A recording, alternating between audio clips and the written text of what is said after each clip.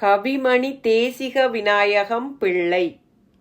தேசிக விநாயகம் பிள்ளை நாஞ்சில் நாட்டில் பிறந்தார்.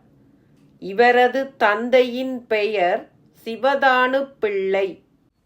தாயின் பெயர் ஆதிலட்சுமி.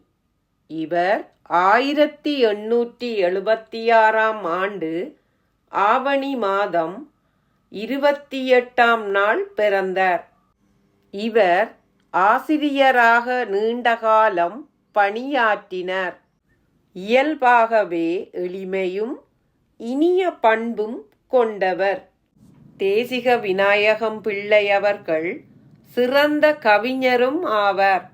இவர் இங்கிலாந்து நாட்டைச் சேர்ந்த ஆங்கில அறிஞரான எட்வின் அர்னால்ட் எழுதிய லைட் ஆஃப் ஏசியா என்ற நூலை தழுவி ஆசிய ஜோதி என்ற இலகுவான இனிமையான கவிதையை தமிழில் எழுதினார் தேசிக விநாயகம் பிள்ளை. இவர் கம்பருடைய கவிதைகளாலும் பாரதியாருடைய பாட்டுகளாலும் மிகவும் ஈர்க்கப்பட்டார்.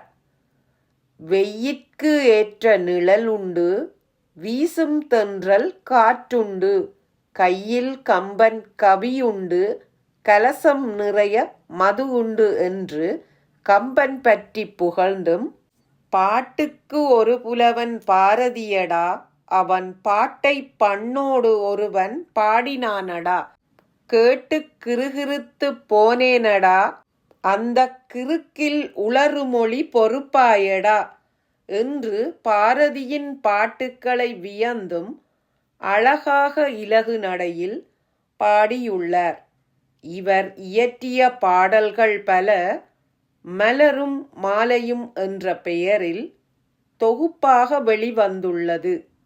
இவர் பெண்களை புகழ்ந்தும் ஏற்றியும் பல பாடல்களை எழுதியுள்ளார். மங்கையராய் பிறப்பதற்கே நல்ல மாதவம் செய்திட வேண்டுமம்மா எனத் தொடங்கும் இவரது பாடல் பெண்களுக்கு பெருமை தேடித் தந்த ஒரு பாடலாகும்.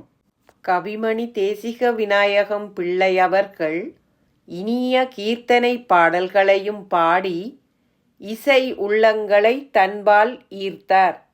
கட்டுரை நூல்களையும் உரைநடை நூல்களையும் இவர் எழுதியுள்ளார். 20ஆம் நூற்றாண்டு கவிஞர்களிலே தேசிக விநாயகம் பிள்ளை அவர்கள் ஒரு சிறந்த கவிஞராவார். இவருக்கு 24/12/1940 அன்று தமிழ்வேள் உமாமகேஸ்வர பிள்ளை அவர்களால் கவிமணி என்ற பட்டம் வழங்கப்பட்டது. அன்று முதல் இவர் கவிமணி தேசிக விநாயகம் பிள்ளை என அழைக்கப்பட்டார். இக்கவிஞர் 1954ஆம் ஆண்டு இவ்வுலகை விட்டு மறைந்தார். இவருக்கு மதிப்பளிக்கும் முகமாக இந்திய அரசு 2005இல் இவரது நினைவாக முத்திரையை வெளியிட்டது. கற்றோர்க்குச் சென்ற இடமெல்லாம் சிறப்பு என்பது பழமொழி. முற்றும். இந்த வீடியோ உங்களுக்கு பயனுள்ளதாக இருந்தால் சப்ஸ்கிரைப் பண்ணி லைக் பண்ணுங்கள். நன்றி.